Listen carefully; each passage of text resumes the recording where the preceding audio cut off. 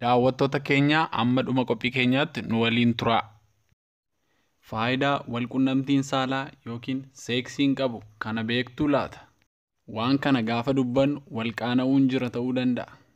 Garuu dhugaan jiru wanta jiru osoo haasofnee dabarre gaarii natti fakkaata. Ilmi namaa wantoota isa barbaachisu keessaa inni tokko walqunnamtii saalaadha. Walqunnamtiin saalaa ijoollee horachuun ala bu'aa hedduu qaama keenyaaf kan buusu qaba.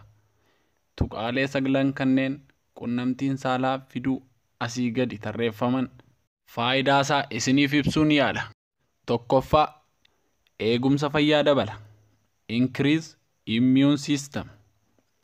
Namoonni qunnamtii saalaa torbanitti si'a 2 ol raawwatan eegumsi fayyaa yookiin immunitiin isaanii cimina godhata. Innis kan ta'uu danda'u yeroo qunnamtii saalaa yeroodhaan raawwatamu seelii immunoglobin yookiin immoo ittisa fayyaa qaama keenya keessaa lakkoofsaan baay'ee kan ol kaa'udha. Seeliin kunis vaayirasii garaagaraa kanneen farra qaama keenyaa ta'an hir'isuu irratti gahee guddaa qaba.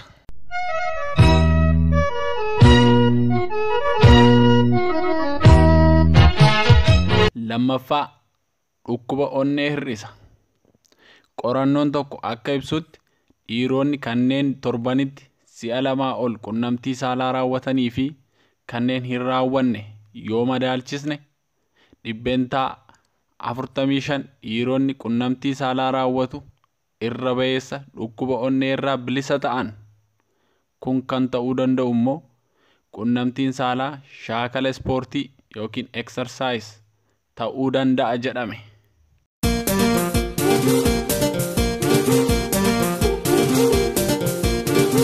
Qabxiinni sadaffaa, dhiibbaa dhiigaa hir'isa. Walqunnamtii saalaa sammuu keenyaaf aara waan baafachiisuuf dhiibbaa dhiigaa hir'isuu irratti bu'aa qabeessadha. Kunis sammuu dhiphachuu fi dhiibbaa dhiigaa keenyaa hir'isa jedhamee yaadama.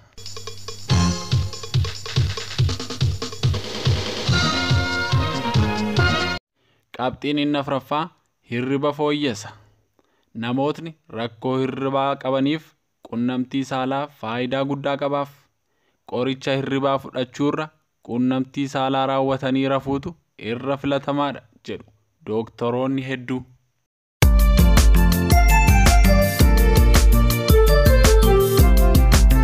Qabxiin inni shanaffaa, waraansa hir'isa. Qunnamtii saalaa waraansa hir'isuun beekama.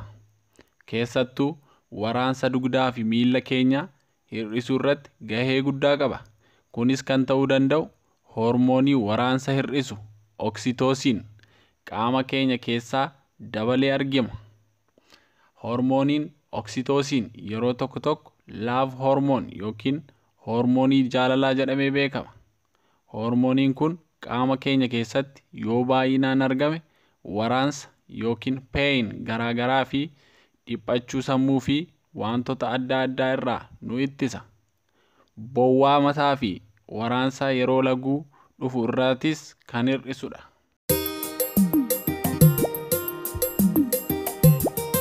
Qabxiin inni ja'affaa, sammuu dhiphachuu yookiin stress hir'isa. Warri sababa hojiitiif ta'e sababa adda addaan kan sammuun isaanii dhiphina fi yaaddoo cimaa keessa jiraniif qunnamtiin saalaa furmaata ta'uu danda'a. Akkuma tuqaa shanaffaatti ibsametti yeroo qunnamtiin saalaa raawwatamu hormooniin oksitoosiin waan dabaluuf dhiphina sammuu keenyaa baay'ee hir'ata. Qunnamtiin saalaa sammuu keenyaaf aara galfiidha jechuudha.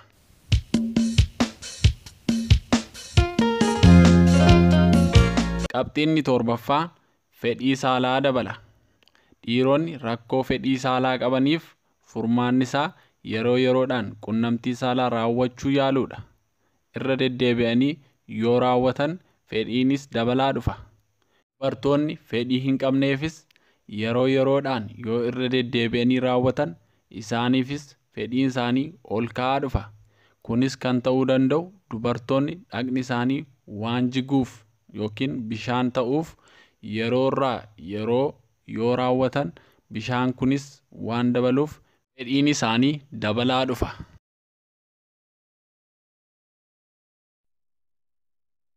Qabxiin 8ffaa to'annoo fincaanii fooyyessa. Keessumaa dubartootaaf. Maashaalee afuuffaa fincaanii jalatti argamu yeroo qunnamtii saalaa raawwattan humna isaa baay'ee kan dabaludha. Maashaaleen kun yoo humna godhatu dubartoonni dandeettii fincaan isaanii to'atan fooyya'aa dhufa. Hubachiisa. Akkaataa biraa kan fincaan to'achuu of barsiisuu dandeessan yeroo fincaaniif teessan gidduutti utuu xumuriin yeroo muraasaaf addaan kutuu yaaluudha.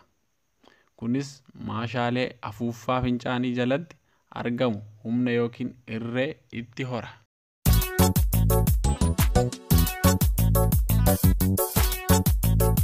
Inni 9ffaa fi inni xumuraa carraa dhukkuba goflaa piroosteetii yookiin prostate cancer hir'isa. Dhukkubni prostate cancer yookiin goflaa piroosteetii dhukkuba dhiirota qofaa kan hubudha.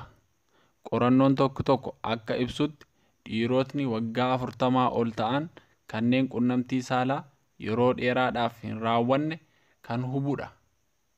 Kanneen ji'atti al 21 ol sanyii kormaa dhangalaasaniif dhukkubni kun carraa isiniin qabuuf baay'ee xiqqaata.